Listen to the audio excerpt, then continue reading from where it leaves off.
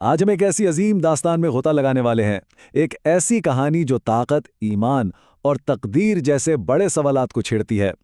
یہ قصہ ہے ایک بادشاہ کا، ایک نبی کا، حضرت سلیمان علیہ السلام کا، جن کی حکمرانی اور دانائی کی کہانیاں آج بھی سچ پوچھو تو ہمیں حیران کر دیتی ہیں۔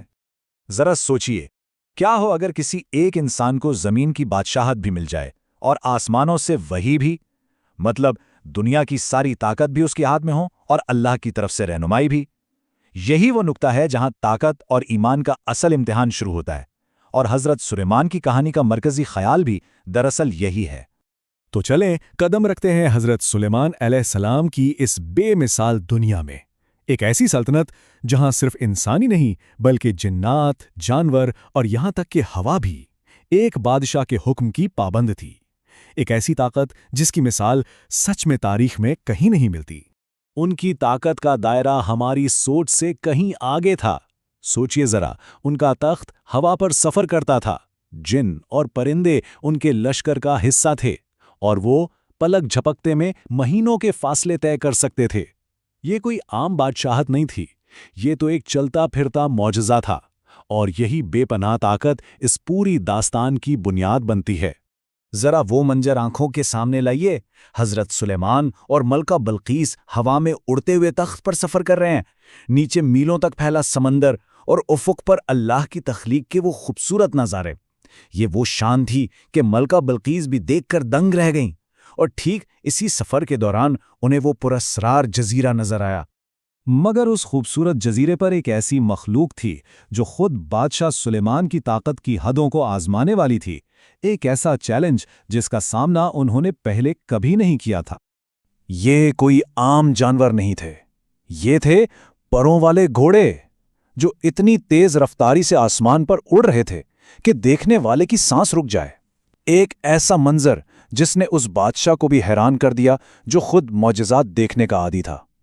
ان کی خوبصورتی اور رفتار واقعی بے مثال تھی۔ حضرت سلیمان نے فوراً ہوا کو حکم دیا کہ انہیں روکے، لیکن وہ گھوڑے تو ہوا سے بھی تیز نکلے، پلک جھپکتے ہی نظروں سے غائب۔ اور یہ تھا کہانی کا پہلا اہم موڑ۔ یہاں یہ بات سامنے آئی کہ اتنی بے پناہ طاقت کے باوجود بھی کائنات میں کچھ چیزیں ایسی تھیں جو ان کی پہنچ سے باہر تھیں۔ اب سوال یہ تھا کہ ایسی مخلوق کو آخر پکڑا کیسے جائے جو ہوا سے بھی تیز ہو؟ اس کا جواب انسانوں کی دنیا میں تو نہیں تھا، اس کا جواب تھا غیب کی دنیا میں۔ جی ہاں، اس مسئلے کو حل کرنے کے لیے اب جنات کی مدد لینی پڑی۔ اچھا، ان گھوڑوں کو پکڑنے کا منصوبہ بھی بڑا دلچسپ تھا۔ جنات کے بادشاہ نے تو سیدھا کہہ دیا کہ بھئی یہ کام میری فوجوں کے بس کا نہیں، لیکن اس نے ایک طاقتور اور بھگوڑے جن شمدون کا نام بتایا۔ اب شمدون کو پکڑنے کے لیے ایک چال چلی گئی۔ ایک جھوٹی خبر پھیلائی گئی کہ حضرت سلیمان کا انتقال ہو گیا ہے، تاکہ وہ اپنی پناہ گاہ سے باہر نکل آئے، اور جیسے ہی وہ نکلا اسے پکڑ کر سیدھا بادشاہ کے دربار میں پیش کر دیا گیا۔ خیر، شمدون کی مدد سے آخر کار وہ گھوڑے پکڑ لیے گئے تھے۔ یوں سمجھ لیں کہ ایک فتح تو مل گئی تھی، لیکن اب ایک نئی اور زیادہ گہری آزمائش سامنے آنے والی تھی۔ اس بار طاقت کا امتحان نہیں تھا، بلکہ دل کا امتحان تھا۔ شمدون نے اپنا کام کر دکھایا۔ اس نے گھوڑوں کے پینے کے پانی میں کوئی نشاور چیز ملا کر انہیں قابو کیا اور دربار میں لے آیا۔ یہ واقعی ایک جیت کا لمحہ تھا، اور جب ان پروں والے گھوڑوں کو قریب سے دیکھا گیا تو ان کی خوبصورتی سچ میں سانسیں روک دینے والی تھی۔ حضرت سلیمان ان کے حسن، ان کی طاقت اور ان کی بناوٹ میں اس قدر کھو گئے کہ انہیں وقت گزرنے کا احساس ہی نہیں رہا۔ اور یہیں کہانی کا سب سے اہم نقطہ سامنے آتا ہے، جب دنیا کی خوبصورتی کی کشش اتنی بڑھ جائے کہ اللہ کی عبادت جیسا فرض بھی ذہن سے نکلنے لگے۔ عصر کی نماز کا وقت تقریباً گزر چکا تھا، اور جیسے ہی انہیں احساس ہوا، گہرے پچھتاوے کے عالم میں وہ اللہ کے حضور جھک گئے، اپنی اس چھوٹی سی غفلت پر روتے ہوئے توبہ کی، اور یہ ثابت کیا کہ ایک سچا بادشاہ اپنی طاقت پر غرور نہیں کرتا، بلکہ اپنے رب کے سامنے اپنی عاجزی پر فخر کرتا ہے۔ اور ان کی اس سچی توبہ کی قبولیت کا نشان ایک اور عظیم معجزہ تھا۔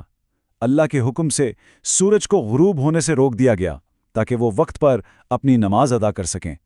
یہ واقعہ ہمیں سچی توبہ کی طاقت اور اللہ کی بے انتہا رحمت کا ثبوت دیتا ہے۔ اب آتے ہیں کہانی کے آخری اور سب سے گہرے موضوع کی طرف، تقدیر۔ سوال یہ ہے کہ کیا جو لکھا جا چکا ہے اسے بدلا جا سکتا ہے؟ اور یہی سوال دربار میں ایک جن نے اٹھایا اور یہیں سے ایک براہ راست چیلنج کا آغاز ہوا۔ تو سمجھ لیجئے کہ کہانی کا آخری باب یہاں سے شروع ہوتا ہے۔ ایک طرف ہے ایک جن کا تکبر جو دعویٰ کر رہا ہے کہ وہ تقدیر کو بدل سکتا ہے، اور دوسری طرف ہے ایک نبی کی حکمت جس کا ایمان اللہ کے فیصلے پر پکا ہے۔ تو مقابلہ یہ ٹھہرا، تقدیر میں لکھا تھا کہ ایک لڑکی کی شادی ایک بادشاہ کے بیٹے سے ہوگی۔ جن نے کہا کہ وہ اس لڑکی کو اغوا کر کے دنیا سے ایسا چھپائے گا کہ یہ شادی ہو ہی نہ سکے۔ یہ ایک مخلوق کی چال تھی جو اللہ کے اٹل فیصلے کو چیلنج کر رہی تھی۔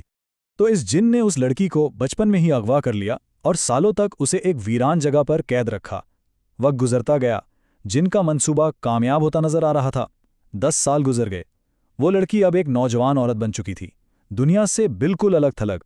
لیکن پھر تقدیر نے اپنا راستہ بنانا شروع کیا۔ ہوا یہ کہ ایک شدید طوفان نے ایک بحری جہاز کو تباہ کر دیا۔ اس جہاز پر ایک بادشاہ کا بیٹا اور ایک ملاح سوار تھے۔ وہ دونوں بچ کر ٹھیک اسی ویران جگہ پہنچ گئے جہاں وہ لڑکی تھی۔ اس لڑکی نے انہیں پناہ دی اور ملاح نے ان دونوں کا نکاح پڑھا دیا، اور یوں ٹھیک جن کی ناک کے نیچے تقدیر پوری ہو گئی۔ اب اس جن کو تو ان سب باتوں کی کوئی خبر نہیں تھی، وہ تو سیدھا حضرت سلیمان کے دربار پہنچا۔ اسے پورا یقین تھا کہ وہ جیت چکا ہے، اور وہ پورے دربار کے سامنے اپنی فتح کا اعلان کرنے کے لیے بالکل تیار تھا۔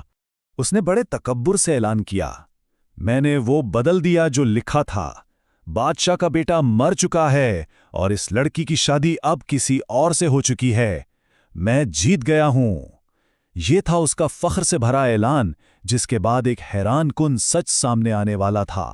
جن کے ان دعووں اور تکبر کے سامنے حضرت سلیمان کا ایمان بالکل پختہ تھا۔ انہوں نے کوئی بحث نہیں کی، کوئی ثبوت نہیں مانگا، بس پرسکون یقین کے ساتھ صرف ایک حکم دیا، دروازہ کھولو۔ اور پھر دروازہ کھلا، اندر سے وہی لڑکی اپنے شوہر کے ساتھ باہر آئی، اور اس کا شوہر کوئی اور نہیں بلکہ وہی بادشاہ کا بیٹا تھا۔ یہ دیکھ کر جن تو بالکل بے زبان رہ گیا، کیونکہ اس کی 10 سال کی محنت، اس کی ساری منصوبہ بندی خود تقدیر کو پورا کرنے کا ذریعہ بن گئی تھی۔ تو ہم اس آخری سوچنے پر مجبور کرنے والے خیال کے ساتھ اس قصے کو ختم کر دیں۔ یہ کہانی ہمیں طاقت، عاجزی اور تقدیر کے بارے میں گہرے سبق دے جاتی ہے۔ اگر تقدیر ایک دریا ہے تو ہمارے انتخاب کیا ہیں؟ کیا وہ کشتی ہیں جو اپنا راستہ بناتی ہیں، یا محض دریا کا بہاؤ؟